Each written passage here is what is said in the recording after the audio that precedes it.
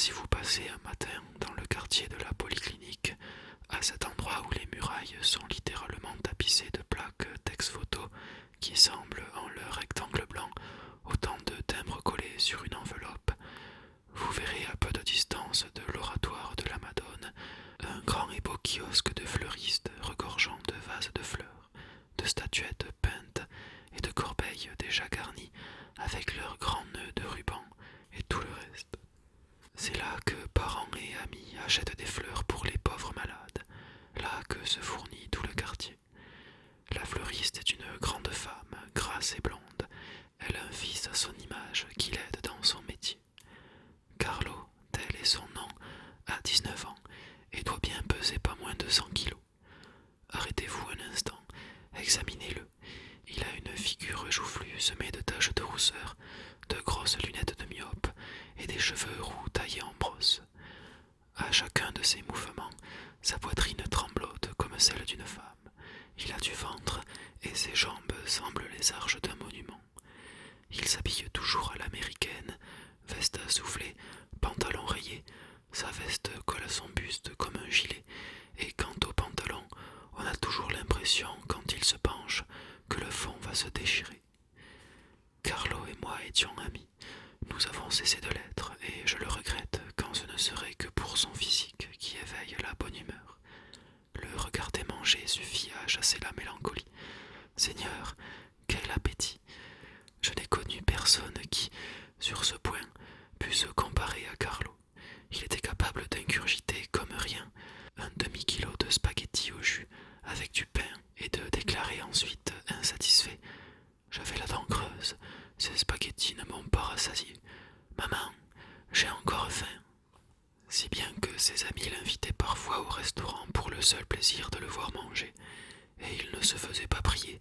Un soir, à la Stelletta, en moins d'une demi-heure, il dévora en entier un petit agneau de lait, le suça, le broya tant qu'il ne laissa dans son assiette qu'un monticule d'os. Chez lui, il n'était pas question de pouvoir s'empiffrer ainsi. Sa mère était avare et le commerce des fleurs ne permet guère de jeter l'argent par les fenêtres. C'est pourquoi, sachant que son appétit constituait pour les autres un spectacle, il proposait lui-même: m'invitez-vous ce soir, je mange à volonté, sans limite de quantité. Tenez-vous le pari. Un de ces dimanches, Carlo me fit savoir que nous étions invités tous deux chez sa fiancée, Faustine. Je fus surpris car je ne suis pas spécialement lié avec la famille de Faustine, et je ne voyais pas le motif de cette invitation. Mais dès que j'aperçus Carlo à notre rendez-vous, cour d'Italie, je compris quel était ce motif. Carlo, les mains dans les poches, paraissait triste, abattu, et ne cessait de soupirer. Pendant que nous nous acheminions vers la maison de sa fiancée, je lui demandai ce qu'il avait, et il me répondit par un soupir. Finalement, je lui dis: je t'en prie, si tu ne veux pas parler, ne dis rien, mais ne continue pas à soupirer ainsi. Tu as l'air d'un phoque. Pourquoi? Les phoques soupirent donc? Non, mais s'ils soupiraient, ils soupireraient comme toi. Il eut un nouveau soupir et me confia enfin: je te fais inviter ce matin pour que tu me prêtes ton concours. Me le promets-tu? Je promis, et lui, toujours soupirant: Faustina ne veut plus de moi. J'avoue que mon premier mouvement fut de satisfaction. Faustina me plaisait et je n'avais jamais compris ce qui l'attirait chez Carlo. Mais je suis un ami véritable et ne m'étais jamais hasardé, je ne dis pas à lui faire la cour, mais même à lui laisser comprendre mes sentiments. Je dis, feignant l'indifférence: bah, je suis navré, mais qui puis-je? Tu peux beaucoup. Faustina ne m'écoute pas, moi, mais tu l'intimides, tu sais parler. Comme elle ne veut plus me voir, j'ai insisté pour avoir une explication, et alors elle nous a invités. Je voudrais que tu lui parles et lui dises que je l'aime, et qu'elle ne doit pas me quitter. Je lui répondis qu'aucun raisonnement n'a jamais convaincu les femmes, mais à la fin, cédant à ses supplications, je finis par accepter. Entre-temps, nous étions arrivés à la maison de Faustine, à côté du marché de la place Alessandrie. Nous montâmes l'escalier, frappâmes à la porte.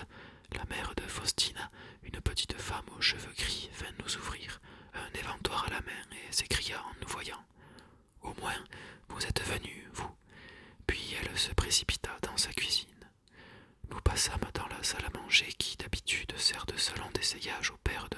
Faustina, lequel est ailleurs. Un couvert pour 8 personnes était préparé entre les 4 murs couverts de figurines et de pages arrachées à des journaux de mode.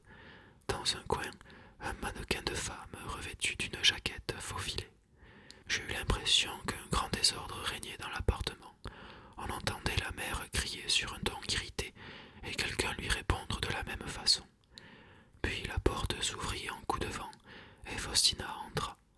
C'est une jeune fille de 18 ans, petite et menue, avec des cheveux crépus, un front fuyant, des yeux verts et une grande bouche. Pas jolie, mais aguichante.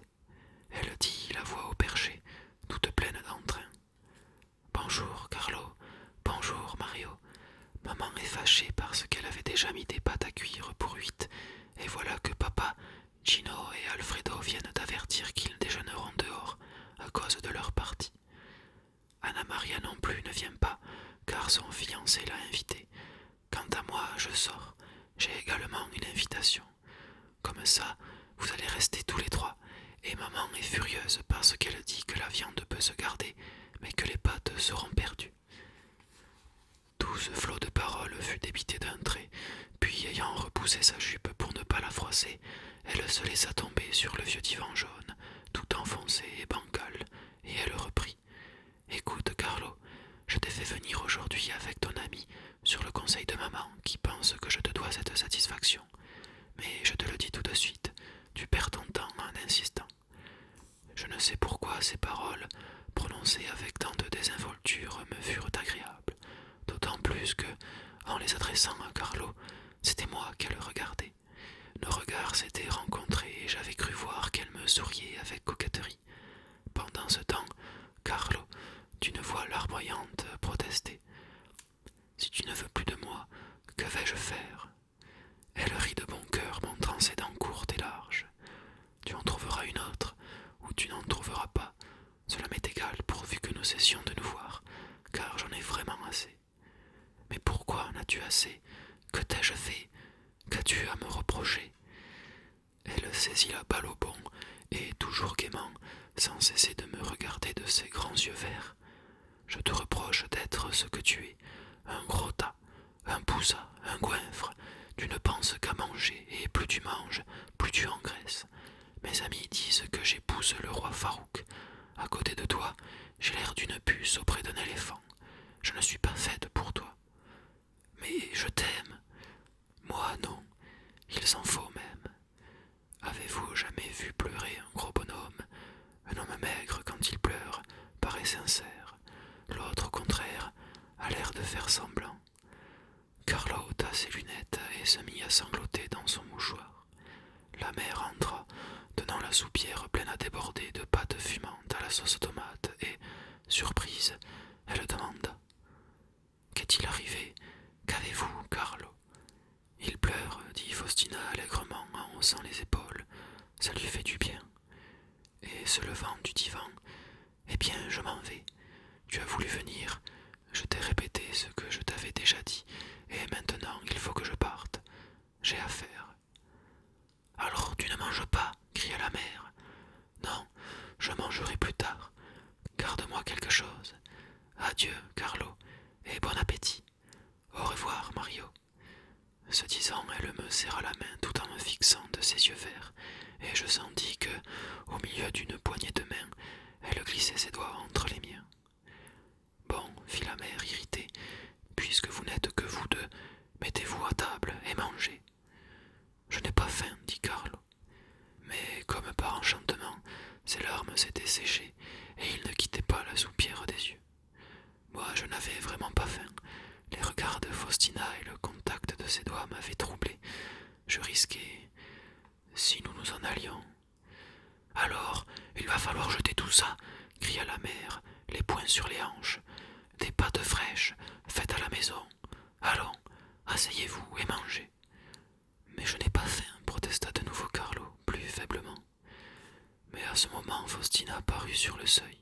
« À qui pourras-tu faire croire que tu n'as pas faim ?» cria-t-elle. « Allons, viens, mon gros, viens manger. » Elle courut à lui, enfoui dans le divan, le saisit par la main, l'obligea à se lever et à s'asseoir devant la table, lui noua sa serviette au cou et lui mit de force la fourchette en main. La mère, toute contente, renversa dans l'assiette de Carlo une montagne de spaghettis. Carlo répétait, suffoqué, « Je n'ai pas faim ». Mais ce plat fumant, cette belle couleur de tomates fraîches devait lui mettre l'eau à la bouche, car tout en protestant d'une voix larmoyante, il commença, presque machinalement, à enrouler les pâtes autour de sa fourchette. « Bon appétit » cria Faustina en prenant la porte. La mère, après m'avoir servi, était retournée à sa cuisine. Carlo souleva sa fourchette pleine et, d'une voix pleurarde, me dit lentement « Mario, va retrouver Faustina avant qu'elle ne sorte.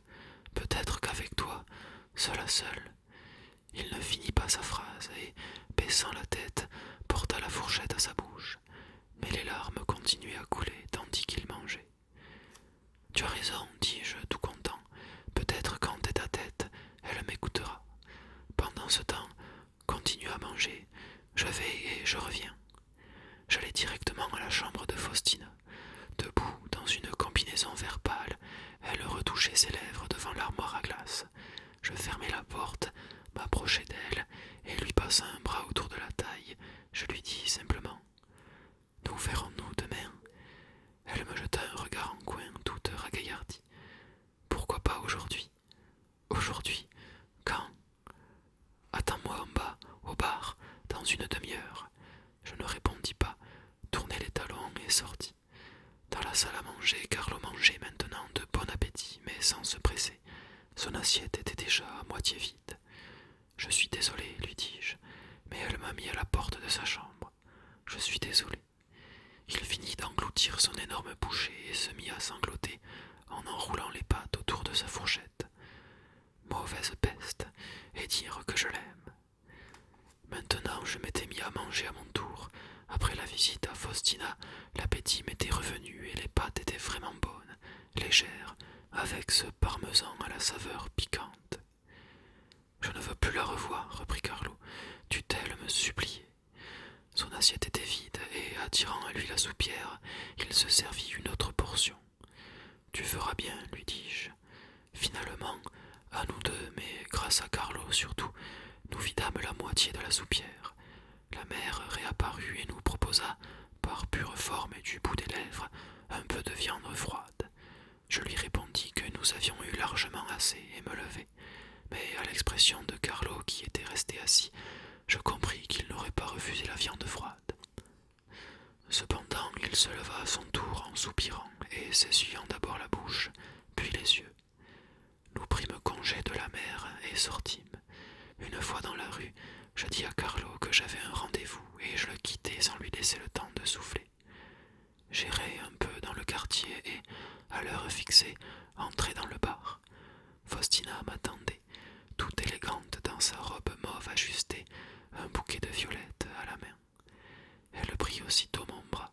« Nigo, fit-elle, tu en as mis du temps pour comprendre que tu me plaisais. » J'allais répondre, mais nous passions à ce moment devant une boutique qui vend de la pâtisserie toute chaude, à peine sortie du four.